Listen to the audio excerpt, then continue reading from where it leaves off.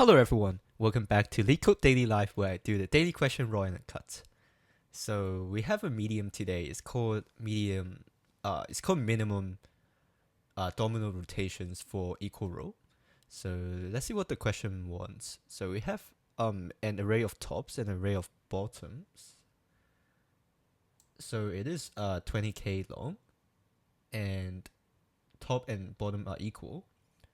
Also, yeah, so I think that just represent a domino with values. So like the top and bottom could have a value from 1 to 6. So that's just a normal domino, yeah. Um yeah, so that's what the first sentence is. We may rotate the ith domino so that top and bottom swap values. Return the minimum number of rotations so that all the values in tops are the same or all the values in bottoms are the same. If it cannot be done, we want to return -1. Okay. So first of all, we need to make sure that there is one number that, like, we want to make sure there is one number that we can actually, like, make it the same, either on top or bottom. And then I think, like, you just choose the one that's like that has the majority. So like, for example, for this case here, well, it works for 2, right? And we want to see for top and bottom which one we have more. So clearly, like, top has 4 of them, bottom only has 2. So you just want to swap them. And also, we only have 1 to 6. We can actually try, like, all the numbers.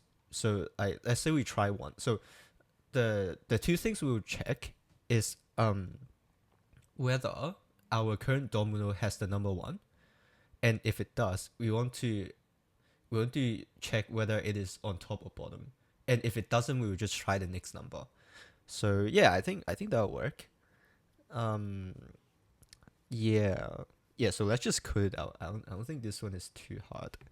So for I in range 1 all the way to 7, because we are going from 1 to 6. I guess we also need like num top, num bottom to be 0 and 0. And now for j in range. So because length, like the length for top and bottom are the same, we can just do length tops for both of them. So you first want to check if top j is not equal to I, and bottom j is also not equal to I. Oh, we do have the case where they are the same. So we have to, yeah, I guess it doesn't really matter, because like eventually we just want to get the ones with more of that number anyways, and it should always work, yeah. So if top is that, so if both of them are not equal, just want to break out. And so we also do a valid flag. So if it ever reaches here, just want to turn it into invalid. So if not valid, we just want to continue. We want to check the next number. So now, if top j is equal to I, number of top, we want to do that. And then if top j, if bottom j is equal to I. So now we have the count of how many. Now we have the count of that number for both top and bottom. So if so the number of switches we need to do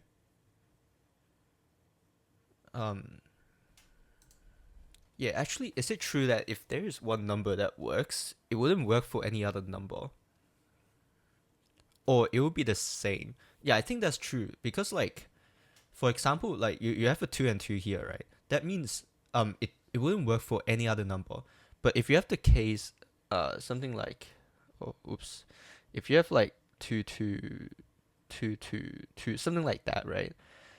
Um well, obviously 2 works, but if there's another number that works, that means like it'll all the other rest of the numbers are that other number, right? So but that's just the reflection of what we have for our current number. So it will require the same amount of flips anyways. So that means outside here we will do -1, but inside, if we do find a valid number, we will just find the minimum operations for that number. So I think it will just be the minimum of length top minus number of top, or length top minus the number of bottom. Because if let's say we have like 4 on top already, tops. Oh, what happened? What happened to my code? It just got removed. Oh, what?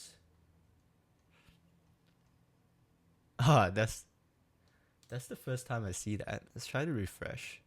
Oh, it doesn't give me my code back. That's kind of annoying. Yeah, I'll put timestamps down and I'll just quickly write out the code again. So feel free to skip ahead because I don't know what happened. It just removed all my code. Yeah, so yeah, I'll see you in 2 minutes maybe.